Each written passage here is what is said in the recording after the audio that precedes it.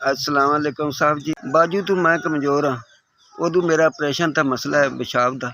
कम car मेरे को नहीं होंदा। घर दी मेरी साया दी मरीज है, इको मेरा बेटा है, वो 15,000 सारा लैंदा है महीने का कमाउंदा। उनकी बच्ची एक बच्चा है, उनकी घर दी है, वो आपदा वक्त पास करता है। मेरी जी वो दवाई नहीं लिया सकता, मैं गुरदे मसाने का क्योंकि मैं नहीं हाँ कि मैं आपदा हल कर सकता हूँ। मेरी कोई मदद करो, मैं आपदा टीका दारू लैके अपना कोई कर लवां ते अल्लाह पाक थोनू बहुता बहुता देवे जी। मेरा बच्चा है वो इन्ने जोगा नहीं है जी, वो मेरे टीके दारू का कर सकता होवे।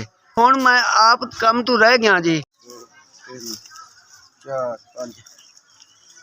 अस्सलाम वालेकुम। तुसी गरीबां दी मदद कीती है 5,000 दी। अल्लाह पाक थोनू सुख देवे, सहस देवे, तंदुरुस्ती देवे। अल्लाह पाक थोनू रिजक देवे, रिजक च बरकत करे, दुख तकलीफ कदी ना होने देवे। अल्लाह पाक थोनू सुख देवे।